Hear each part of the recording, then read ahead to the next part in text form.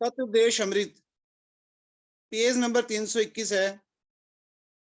महाराज जी कहते हैं, शरीर रूपी संसार को धारण करके ये जो बुद्धि या जीव है, इस शरीर के फैलाव को ही अपने विचार और निश्चय में फैलाती है।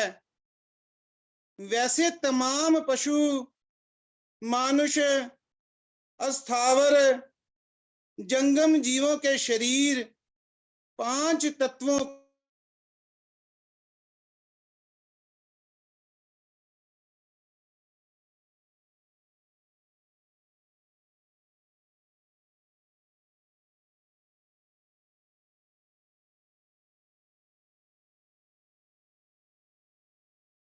कि ये जो 5 तत्व की ये प्रकृति है, ये जितने भी शरीर हमें नजर आ रहे हैं, सबके शरीर 5 तत्वों से बने हैं, मगर सबकी शारीरिक क्रिया भिन्न भिन्न है और इनके यत्न भी सबके भिन्न भिन्न है। इसका कारण क्या है?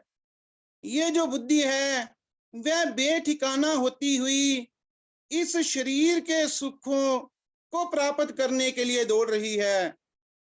इस बात की इसे समझ ही नहीं आती कि इस शरीर के सुख नामुकम्मल है। गुरुदेव कहते हैं कि इसको पता ही नहीं है कि ये शरीर और इसके जो सुख हैं वो हमेशा रहने वाले नहीं है। इनको प्राप्त करके इसे सच्ची शांति नहीं मिल सकती। इस अज्ञानमय जीवन का कारण संशय युक्त बुद्धि है। और कहते हैं इस अज्ञानता का कारण क्या है? संशय युक्त बुद्धि है। जिस तरह कि बीमार को ना तो बीमारी और ना ही सेहत की समझ आती है, उस वक्त वह खात्मे की ओर जा रहा होता है। यही हालत उस बुद्धि की है जो संशय युक्त है। उस वक्त ना तो ये बीमारी और ना ही सेहत को जानती है और ऐसे ही आगे बढ़ रही होती है। इस दौड़ से उसे तसल्ली तो मिलती नहीं और ना ये सीधे रास्ते पर चलती है, बल्कि शरीर खत्म हो जाता है। इसी दौड़ में दौड़ते हुए एक समय इसका शरीर नाश को प्राप्त हो जाता है और ये जीव जैसा प्यासा आता है वैसा ही प्यासा इस संसार से चला जाता है। इसको समझ नहीं आती कि मुझे सच्चा सुख कैसे प्राप्त होना है। इसके बारे में कबीर साहब वाणी में कहते हैं, वस्तु कहीं ढूंढे कहीं, कह विद आवे हाथ, कह कबीरा तब पाइयो जब पेती लीजियो साथ। महापुरुष कहते हैं, जैसे महाराज जी ने कहा, तमाम महापुरुषों ने कहा कि जहां वो सच्चा सुख था वहां तो इसने खोज ही नहीं करी, और जहां वो नहीं था वहां दौड़ दौड़ कर अपने जीवन को और परेशानी में डाल दिया और दुविधा में डाल दिया, अपनी प्यास को और बढ़ा दिया। अब इसका ज्ञान इसे कहां से मिलना? आगे महाराज जी बताते हैं, केवल सत्संग में आकर ही इस बात का निर्णय समझ आता है। इस बात का इसे पता कब चलता है? जब ये पूर्ण ऋषि के सत्संग में जाता है, महापुरुषों की शरण में जाता है, तब जब इसे पता चलता है कि सच क्या है और झूठ क्या है। ये जो 2 रास्ते हैं इसके सामने, एक सुख का मार्ग है यानी जो ईश्वर का मार्ग है, और एक दुख का मार्ग है जो संसार का मार्ग है। इस बात की समझ तब आती है जब ये पूर्ण पुरुष महापुरुषों के सत्संग में जाता है। महापुरुष सद्गुरुदेव महात्मा मंगत राम जी वाणी में भी इस बात को इसे समझा रहे हैं। महाराज जी ने हर तरह से समझाने की कोशिश करी है कि वचनों के माध्यम से, वाणी के माध्यम से, कि किसी तरह से इसको ये बात समझ में आ जाए और ये अपने उद्देश्य की तरफ चल पड़े, जिस यहाँ इसको सच्चे सुख की प्राप्ति होगी। महाराज जी वाणी में कहते हैं, 2 मार्ग संसार में प्रगट साहब कीन, जैसा जैसा जो चले होवे तिसे में लीन। कहते हैं कि इस चोले में ईश्वर ने तुझे खास ताकत के साथ नवाजा है, जिसको विवेक की ताकत कहते हैं। वो बाकी योनियों में नहीं है, इसमें है। और ये विवेक कब जागृत होता है? जब तू सत्संग में जाएगा, जब तू पूर्ण ऋषि की शरण में जाएगा। इसीलिए महाराज जी ने कहा है कि सब कार्यों में महाकार्य सत्संग को जानो। लेकिन मेरे लिए तो सत्संग सबसे पीछे है। मेरी दुकान पे अभी फोन आ जाए तो छोड़ के सत्संग दुकान पे चला जाता हूँ कि कहीं ग्राहक ना मुड़ जाए। लेकिन कभी ऐसा मैंने किया है कि मैं ग्राहक छोड़कर मैं सत्संग में जाऊं जो महाराज जी ने मुझे कहा है? महाराज जी ने जो हिदायत मुझे दी है, मैंने कभी इस बात को माना है सच्चे मन से कि महाराज जी कहते हैं कि सब कार्यों में महाकार्य सत्संग है। जब तक मैं महापुरुषों की हिदायतों को नहीं मानूंगा, जब तक मैं सतमार्ग पर नहीं चलूंगा, महाराज जी के बताए हुए नियमों को अपने जीवन में धारण नहीं करूंगा, तब तक मेरे जीवन में अशांति खत्म नहीं हो सकती और बढ़ती जाएगी। तो इस बीमारी के बारे में आगे महाराज जी कहते हैं, केवल सत्संग में आकर ही इस बात का निर्णय समझ आता है कि बीमारी क्या है, कि मुझे क्या बीमारी लगी है और सेहत क्या है। इस बात को जानने के लिए जिस वक्त गहरे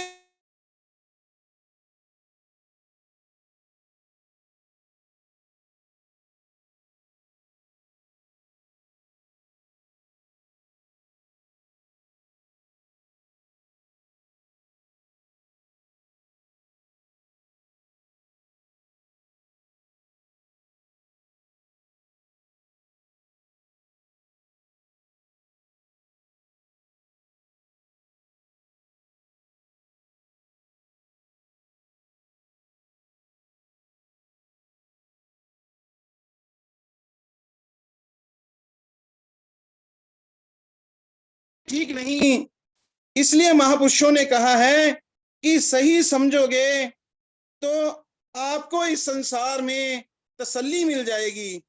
शरीर का ये जो पिंजरा है, इसने बहुत कुछ खाया पिया लेकिन तृष्णा खत्म ना हुई, बहुत कमाया लेकिन तृप्ति नहीं मिली। महापुरुष आगे कहते हैं, अधिक धन प्राप्त कियो अधिक पायो परिवार, मान मद पाई बहु कीरत पर मिटे न मन अंधकार।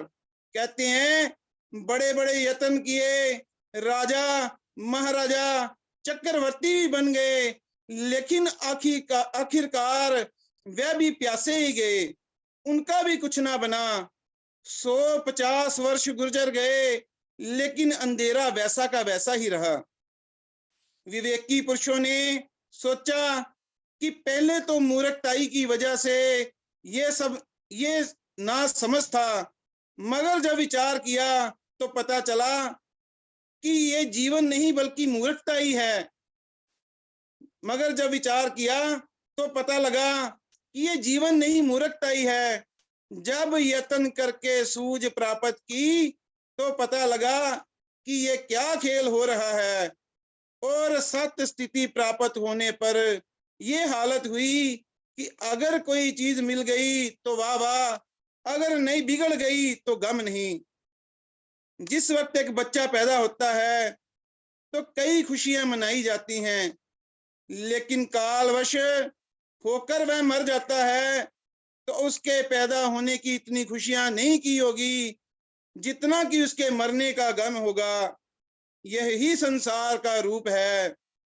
यद्यपि हर एक जीव रोजाना यत्न प्रयत्न करके दुखी हो रहा है, इसका हर यत्न जो संसार में है वो इसको दुख की तरफ ही लेके जा रहा है, क्योंकि हर एक चीज का अपने गुण है। ये संसार जो अग्नि की न्यायी है, जैसे जैसे जीव इसकी ओर बढ़ता है तो जो अग्नि है उसकी तपिश से ये बच नहीं सकता।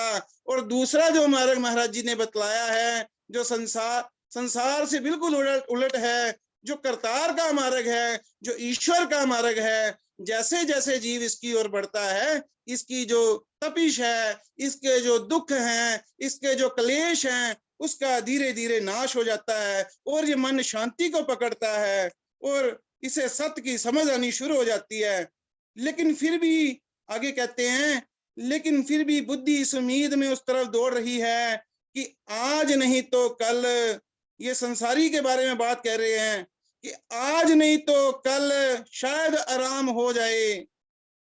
आगे विवेकी पुरुष कहते हैं, नाशवान शरीर में सुख नित मांगे, धार दुर्मत अंधकार को कोट चले हैं नांगे। ये वाणी कह रही है कि नाशवान शरीर में सुख चाह रहा है, मगर ऐसा कभी हुआ ही नहीं।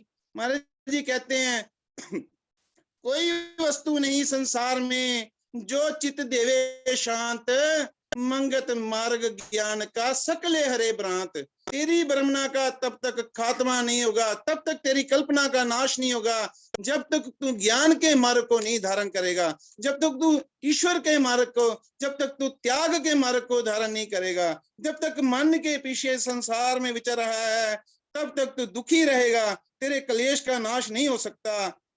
जीव नाशवान शरीर में सुख चाह रहा है, मगर ऐसा कभी नहीं हुआ कि नाशवान शरीर के सुख पूरे हों। ये तो शरीर नाम कमल है, ये संसार भी नाम कमल है। ये महाराज जी ने हमें चेतावनी वाणी में भी कहा है, पर ये भी कहा है आज नहीं, चाहे जितना मर्जी समय लगा ले, तुझे सतमार्ग की ओर चलना ही पड़ेगा। हिदायत दी है अगर तू सच्ची शांति चाहता है। इस अंधेरे की तरफ सब लोग जा रहे हैं। ये संसार का मार्ग महापुरुषों ने अंधेरे का मार्ग बतलाया है, मगर शांति किसी को प्राप्त नहीं हुई। सब हाय हाय करके संसार से चले गए। शांति कहीं बाहर नहीं है। आगे जो बात महाराज जी बतला रहे हैं ये बड़ी समझने वाली है। महापुरुषों ने भी यही बात कही है। वाणी में भी कहते हैं, कस्तूरी कुंडल बसे मृग ढूंढे वन माही, ऐसो गट में पीव है दुनिया जानत नहीं। कहते हैं मृग की कस्तूरी में, हिरण के नाभि में कस्तूरी का नाफा रहता है, लेकिन उसको समझ नहीं आती कि मुझे ये सुगंध कहाँ से आ रही है। ऐसे जीव को पता ही नहीं चलता कि वो अखंड शांति का जो समुद्र है, जो स्तोत्र है, वो मेरे अंदर है। वो आत्म रूपी जो शांति है वो तो मेरे अंदर है, जिसके करके ये शरीर, ये संसार हलचल में है। उसकी खोज करने की बजाय ये आनंद अपनी इंद्रियों के जरिए संसार में फैलकर आनंद चाहता है, जो कि इसे बहुत दुख देती हैं। इसके दुख का कारण है। तो आगे कहते हैं, शांति कहीं बाहर से नहीं आती। जब मनुष्य समझने की कोशिश करेगा तो खुद ब खुद उसे पता लग जाएगा कि ये तो उसके पास ही है। विचार करने पर उसे पता लग जाएगा कि पहले जब ये बच्चा था तो ये माँ बाप के पास रहा। विचार करने पर उसे पता लग जाएगा कि पहले जब ये बच्चा था तो ये माँ बाप के पास रहा। 18 वर्ष तक मनमानियां की। उसके बाद जब जवानी आई तो जवानी के मद में किसी को कुछ ना समझा, और जब बुढ़ापा आया, 60 वर्ष की उम्र हुई, शरीर जर्जर हो गया, मगर तसल्ली नहीं मिली। जब तक ये जीव बीमारी से गाफिल है वह कभी सेहतयाब नहीं हो सकता। जब तक बुद्धि अंधेरे में फंसी हुई है उस वक्त तक उसे आराम नहीं हो सकता।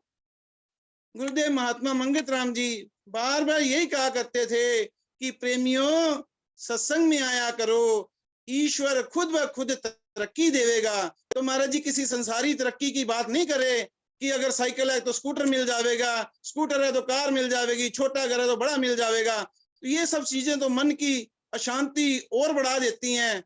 तो महाराज जी ये कह रहे हैं, इस तरक्की के विषय में महाराज जी समझा रहे हैं कि जैसे जैसे सत्संग में आएगा इससे ये बात समझ में आएगी कि मुझे किस रास्ते पर चलना है, किस रास्ते पर चलकर मेरा मन स्थिर होगा। और जब तक मन में स्थिरता है कभी भी इसको शांति मिल ही नहीं सकती।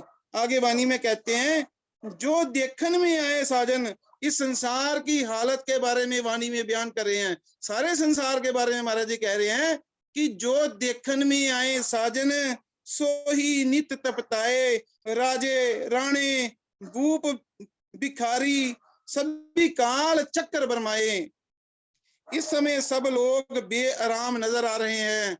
गरीब अमीर होना चाहता है, अमीर उससे भी अमीर होना चाहता है, राजा चक्रवर्ती की स्थिति को प्राप्त करना चाहता है, और चक्रवर्ती भी, उसको भी आराम नहीं है। इसी विषय में महाराज जी कह रहे हैं, जो देखन में आए साजन, सो ही नित तपताए, राजे राणे भूप भिखारी सब काल चक्कर बरमाए। इस समय सब लोग बेआराम नजर आ रहे हैं।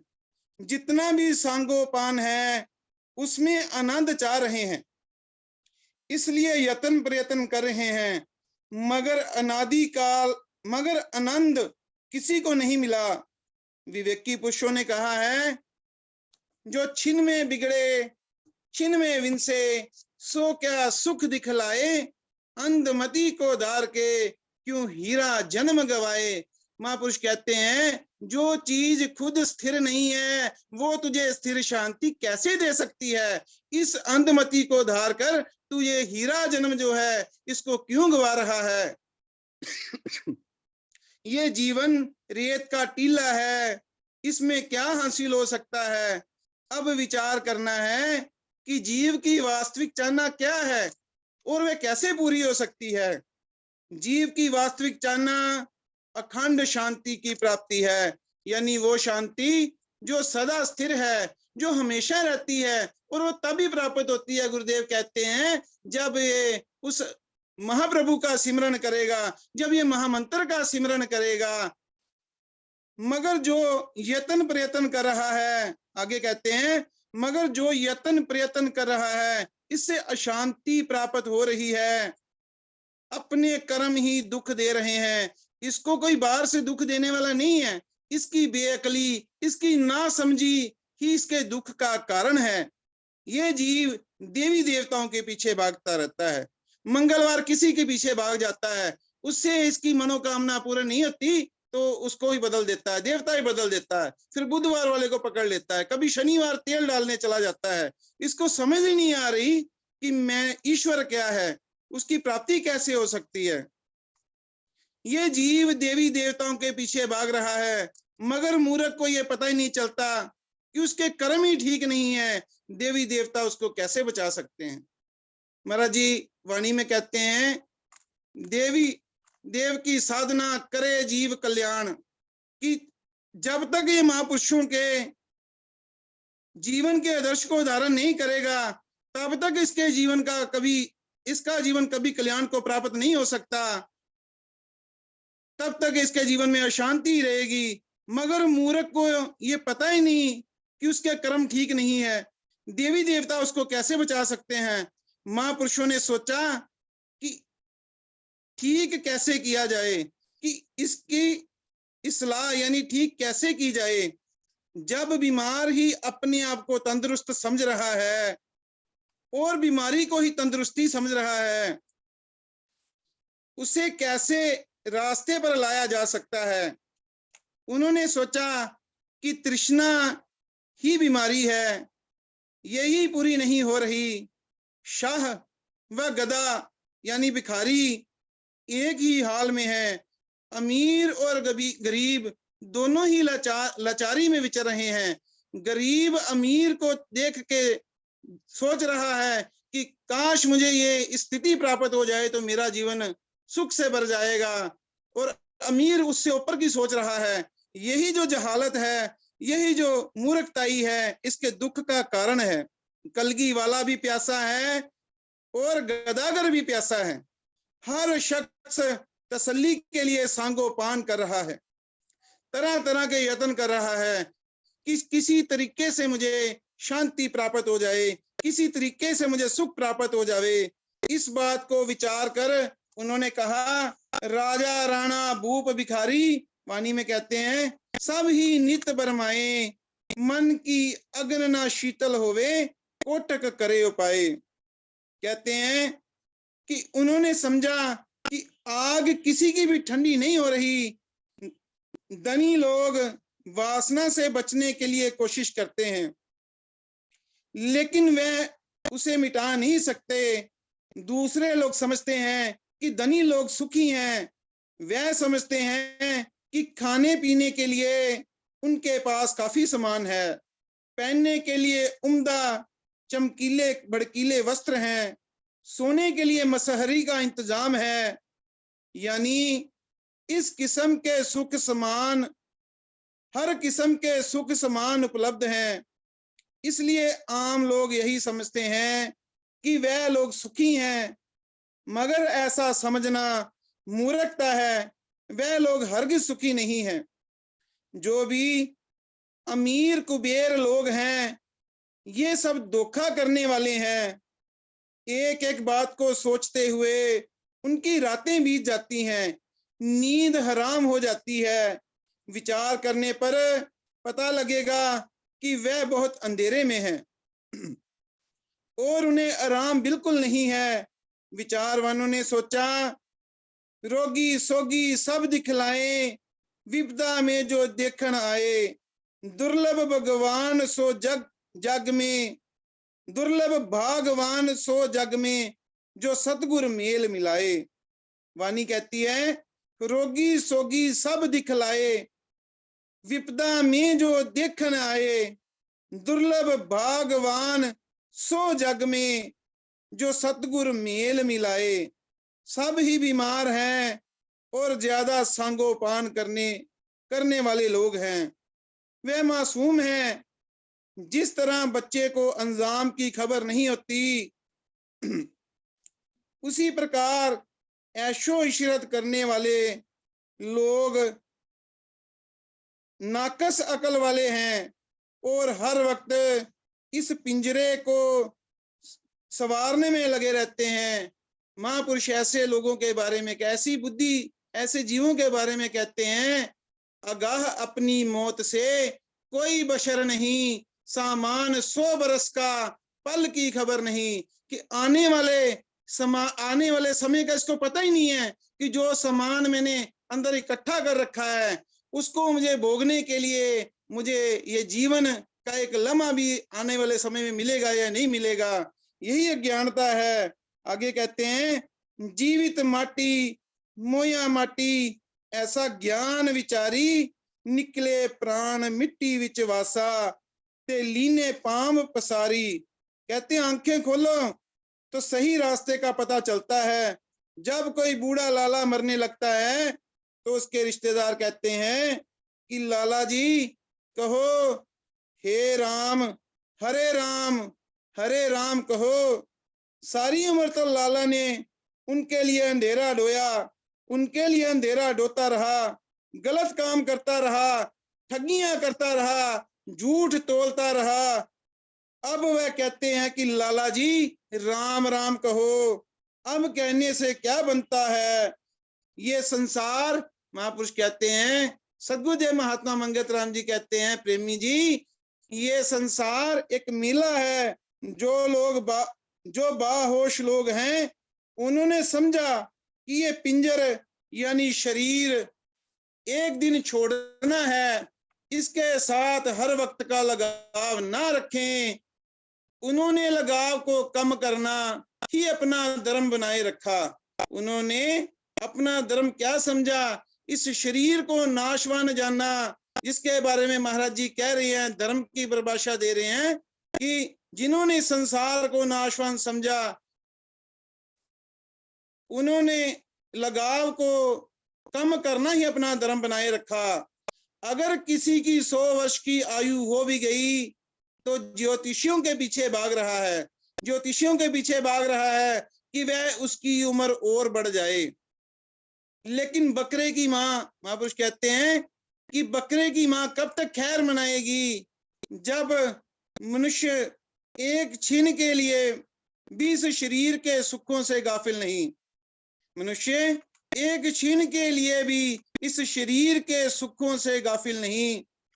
जब वह उसे छोड़ेगा उस वक्त उसका क्या बनेगा? रोटी खाते समय अगर एक चटनी ही कम हो तो बहुत तंग होता है, लेकिन जब शरीर छोड़ेगा तो कितना दुख होगा। महापुरुष कहते हैं कि संसार की छोटी से छोटी चीज को ये छोड़ने को तक तैयार नहीं है, और जब ये शरीर छोड़ना पड़ेगा तो तब इसकी क्या हालत होती है। लेकिन उस काल के आगे किसी की नहीं चलती। महापुरुषों ने कहा है, जीव सत्य का त्याग मृतक को पूजे, जीव सत्य त्याग मृतक को पूजे, देखो अंधेला जिया। ये कभी ना सोचा कि इस पिंजर का जीवन किसके सहारे है। आगे महाराज जी कह रहे हैं कि इसने कभी ये सोचा ही नहीं कि ये जो शरीर रूपी पिंजर है ये किस शक्ति के आश्रय चल रहा है। ये जो मिट्टी का पिंजरा है ये किस ताकत ने सरजीवित कर रखा है। सब मिट्टी की पूजा कर रहे हैं, दिन से लेकर रात तक इसको सजाने संवरने में, इसको खाने पिलाने में लगा रहता है। सभी अंधेरे में पैदा हुए और उसी अंधेरे में मर जाएंगे। भगवान कृष्ण ने अर्जुन को यही कहा है कि जो सत्य वस्तु है उसको जानने की कोशिश करो, जो सत्य वस्तु है उसको जानने की कोशिश करो। सत्संग में सच और झूठ का निर्णय होता है। निर्णय यही है कि हर एक जीव अपनी शारीरिक कल्पनाओं में जकड़ा हुआ है। सत्संग में आकर इसे पता चलता है कि सच क्या है और झूठ क्या है। सत्संग में आकर इसको अपनी बीमारी का पता चलता है कि किस कारण मेरे जीवन में अशांति है, और उन कामनाओं को पूर्ण करते करते ये शरीर खत्म हो जाता है। विवेकी पुरुष ने सोचा कि शरीर के परे भी कोई चीज है।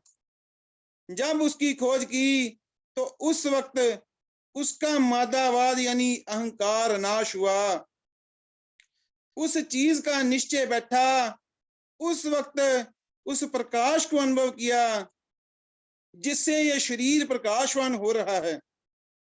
जब तक जीव शरीर के अंजाम से ना वाकिफ है, जब तक जीव शरीर के अंजाम से ना वाकिफ है, तब तक मादावादी है।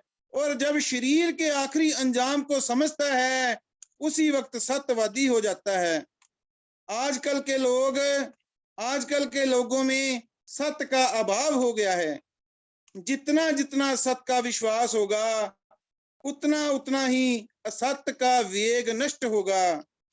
सत्य क्या है?